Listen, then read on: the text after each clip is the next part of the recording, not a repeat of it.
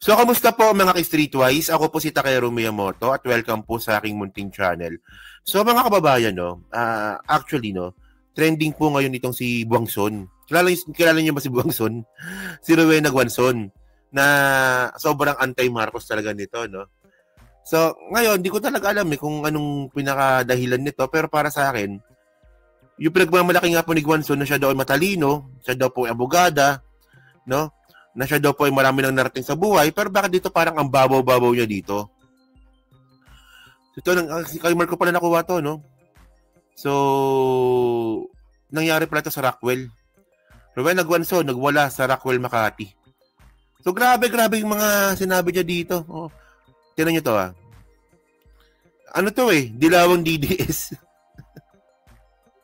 Ito. Kakamping to si... Hindi, Dilawan. Dilawan si Guanzon. Dilawan na pawok. Pawok yun Tinan niyo to, oh.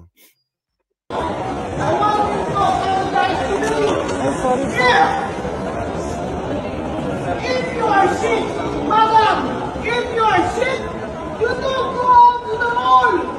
Why are you here when you are sick? Who is this man? Is your husband? Why did you marry such a stupid? Bakit ganyan siya magsalita para tumatay? Ramos! Mga pobre! Utang ina mo! Hindi ka nga naka-Rolex! Narinig sinabi? Sabi niya, putang ina nyo. Hindi ka naman naka-Rolex. Grabe, no? Puta na, pati rin na tinignan, no? O, di ron naka-Rolex. Grabe, nakakaya to, men, no? Hindi ko alam. Paano ako? Di naman ako naka-Rolex. So, ano rin? Sige, continue natin, sige. Hindi ka nga naka-Gucci! Ako ba pinili mo? No, I want your name! Jensen! No, pinili na! I want you to apologize to me! I'm sorry, sir. If you are sick, madam, if you are sick, you don't go out to the mall! Why are you here when you are sick? Grabe, palingkera talaga, no? No? Akala ko ba PWD dito? Di ba ano siya? Dating naging first nominee ng ano yan, ng PWD party list. Parang di naman siya PWD dito. Who is this man? Is your husband? Why did you marry such a stupid? Ito Ramos! Mga pobre! Utang ina mo! Hindi ka nga naka-Rolex! Hindi ka nga naka-Gucci! Ako ba pinili mo? No, I want your name! Jensen!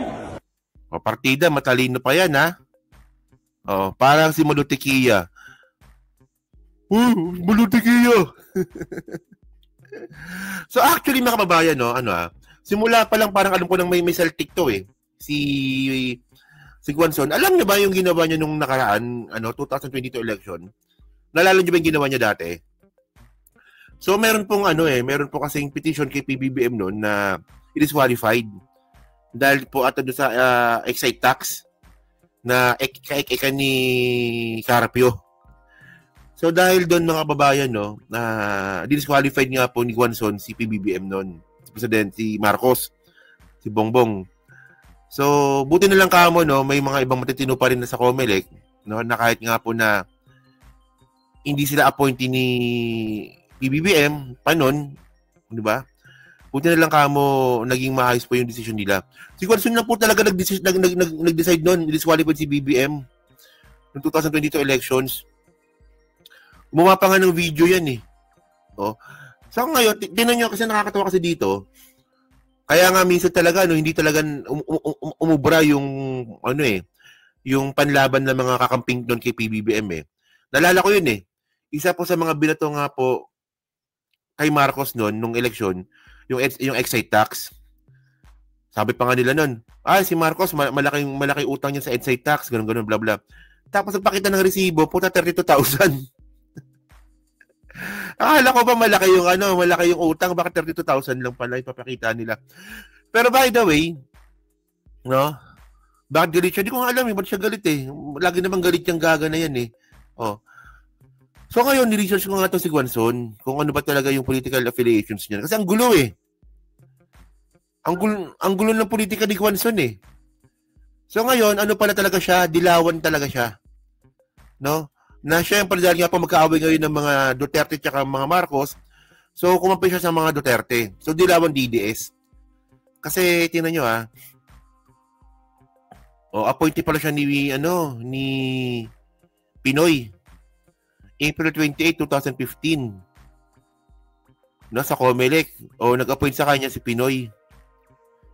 At bukod pa dyan, appointed rin po siya sa audit, Commission on Audit, ni Pinoy din. Saglit lang ata siya doon, Okay. Commissioner. Naging commissioner pala siya ng audit, Appointed rin siya ni Pinoy. Tapos, way back time, naging mayor siya ng Cadiz, na-appointed rin po ni Cory Aquino. So, ayan na politika ni Guanzon. So, more on, siya, dilaw. Oo. Tax evasion case nga eh. So, ngayon, mga kababayan, hindi naman to yung first time na ginawa ni Guanzon to eh. Di ba? So, actually, ginawa niya rin to nung nakaraang taon din ata to. Tingnan nyo to, yung naghampas siya ng ng baston. To ata yun eh. So, tingnan nyo to. Puta, may music. Yari tayo dito. May music. Tanggal ko yung music. Yan. So, yan. Ayun siya sa likod Pero nagwawala din siya eh. Yan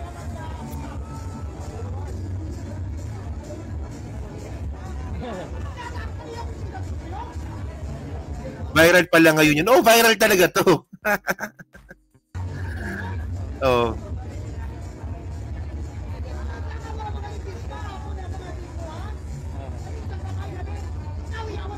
Talagang to. Mukhang may ata to. Mukhang may anger management issues ata talaga si Guanzon. Tingnan mo yung baston niya, tinutusok niya doon sa isang tao. Ay, sobra-sobra, nanaiyak. Sobra-sobra, nanaiyak. Sa Negros pa nangyari to. Sobra-sobra, nanaiyak. Sobra-sobra, nanaiyak, hindi iyak. Ano ko taga-dirika mo ako, sino? Sino sa'yo nga presidente? Tingnan mo, yun diba?